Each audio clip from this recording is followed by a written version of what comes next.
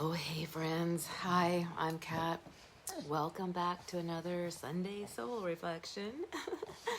If you're new here, yay, welcome. I'm so excited to have you here. I do these because spiritual awakening can feel really messy and confusing and a little bit lonely. When I first started, I honestly thought I was losing it. So now I just try to be a little light on the path for anyone who's walking through the same fog, just to say, "Oh, you're not crazy, you're awakening." And note, as you can see, I have Sir Isaac Newton, who's always in my lap or right by my side in every video I do, and I love him dearly. He's my co-pilot on this journey. Okay, so today's reflection started with me with one sentence that I will never forget. It was somebody I really respected, and he just said to me, "You can choose to be happy." And I was like, what? What does that friggin' even mean? Like, how can you choose to be happy when there's so much pain and suffering and struggle all around you? Like, have you not seen my life? What does that even mean, choose to be happy? I thought it was absolutely ridiculous. But that sentence, that one statement he said to me, literally cracked open something within me. Because once you hear it, you can't really unhear it. And so I found myself asking, okay, then how do you choose to be happy? Sorry, Sir Isaac Newton is kicking it. Oh, buddy, this was going to be a good one. So I found myself asking, okay, well, how do you choose to be happy? Oh, seriously, how can you choose to be happy? And that question right there changed everything in my life. Because when you start to look for it, you realize something really powerful. You're not just reacting to reality, you're creating it. Whoa! Right? When we're stuck in 3D consciousness and that survival brain, we think everything is happening to us. Life is happening at me, right? Quite often we're in the victim mentality. But the truth is, the awakening, the knowledge, you are the creator of your reality. Seriously. It's not about pretending bad things don't happen, because they do. It's about understanding how energy works, that we are vibrational beings.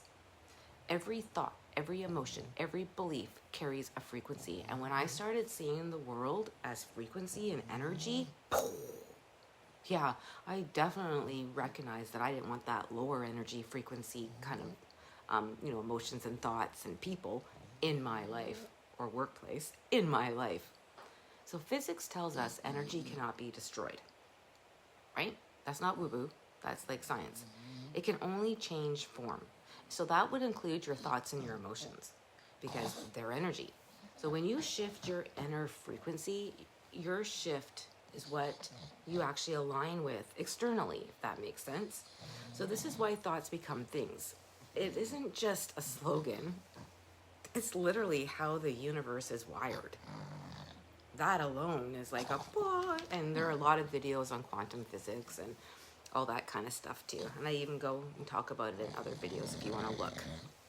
Okay, so what does this mean for us as eternal beings having a human experience? Well, it means your inner dialogue is full of I can't, I'm stuck, nothing ever changes.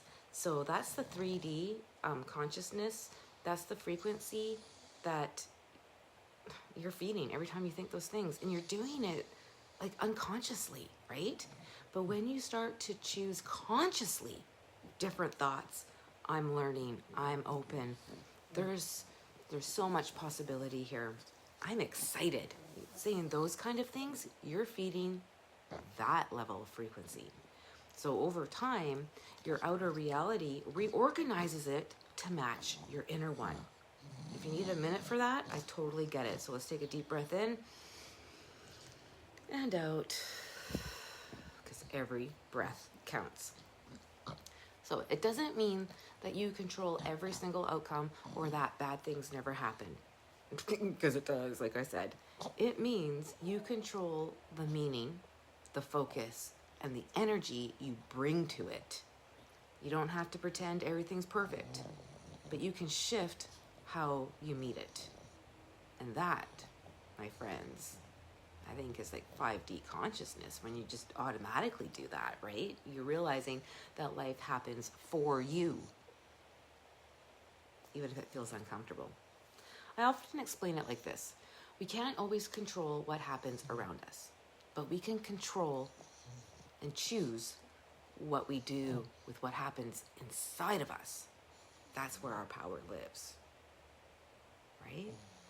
When you release the need to control every outcome, you open up space for possibility.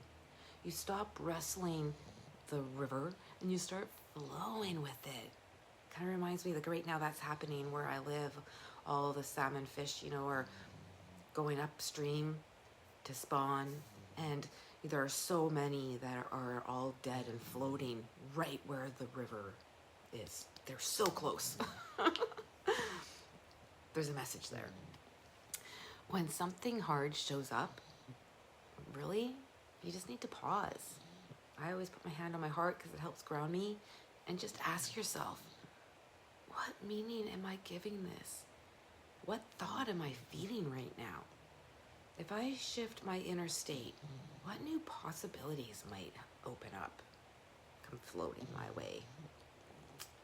This isn't about bypassing pain, because we want to honor that human experience.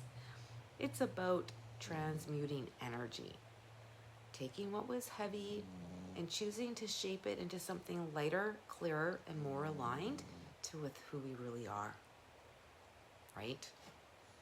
Again, always drink water.